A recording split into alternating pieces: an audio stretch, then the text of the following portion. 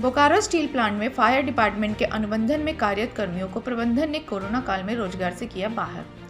लगभग 4 साल से बोकारो स्टील प्लांट के फायर डिपार्टमेंट से सेवा दे रहे अनुबंधन कर्मियों को बोकारो स्टील प्रबंधन ने बेरोजगार करते हुए इस कोरोना काल में बाहर का रास्ता दिखला दिया। लगभग 100 की संख्या में अनुबंधन कर्मियों ने प्रबंधन के ऊपर अपने बेरोजगारी का जिम्मेवार ठहराते हुए बकाया राशि भुगतान नहीं करने का भी आरोप लगाया है।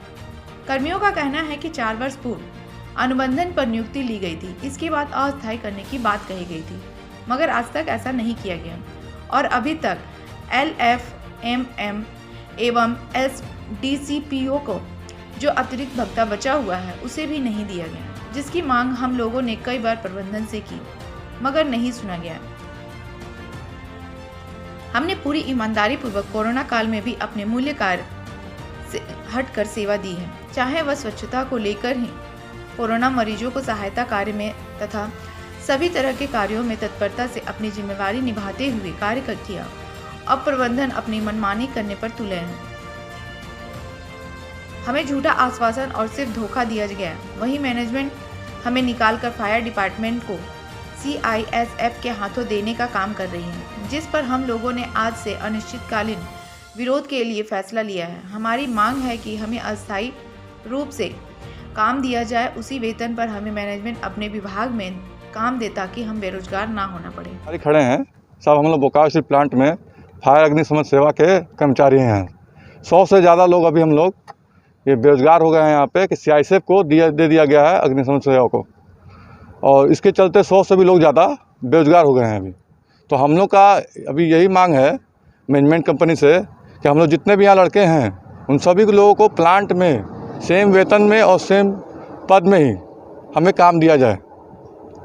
अभी हम लोग 4-5 साल से लोग सभी यहाँ कर्मचारी हैं, जितने 4-5 साल से पूरे ईमानदारी पूर्वक हम लोगों ने यहाँ काम किया। कभी कोई गिला शिकवा का मौका नहीं दिया, हम लोगों ने मैनेजमेंट को कभी भी शिकायत का कोई मौका नहीं दिया। तो हम लोग को यही चाहते हैं कि भाई हम लोगों ने अपना समस्या को भी बार बार, हम लोग जितना भी समस्या होता है हम लोग का जो भी मतलब ये सब जो अभी बोल रहे हैं हम लोग, ये समस्या को हम लोगों ने कई बार अवगत कराया अपने कंपनी को, मैनेजमेंट को और उच्च अधिकारी लोग को भी, लेकिन कोई किसी ने भी हम लोग पे ध्यान नहीं दिया। अभी हम लोग ये आज से स्टार्ट किए हैं। ये मजबूरी वश हम लोगों को ये कदम उठाना पड़ा, क्योंकि कई बार हम लोगों ने बोला अंदर में मैनेजमेंट को, कंपनी को, लेकिन कोई हमारी बात पे ध्यान नहीं दिया। तो इसी वजह से हम लोग मजबूरी वश ये कदम उठाना पड़ा। क्या करेंगे? अभी हम लोग ये अनिश्चित काल के लिए हैं, अभी कोई ठीक नहीं है। अभी तो क्यों शांतिपूर्वक बात चल रहा है, हो सकता है अगर इस बात से फिर उग्र होना पड़ा तो हम लोग हो सकता है कि उग्र भी हो जाएंगे। अभी तो शांति वाता चल रहा है, अभी शांति से हम लोग बात करना चाहते हैं। हम लोग देखते हैं कि क्या होता है नहीं होता, बातचीत होता है, मैनेजमेंट कंपनी की तरफ से बात करेंगे। लेकिन अगर मान लीजिए कुछ तरह का कभी नहीं होता, शांति वार्ता से काम नहीं चलता है, तो हम लोग फिर आगे जो भी होगा, जो भी करना पड़ेगा, उग्र होना पड़ेगा तो उग्र होंगे, चाहे जैसा जो भी करना पड़ेगा आगे फिर हम लोग कर सकते हैं।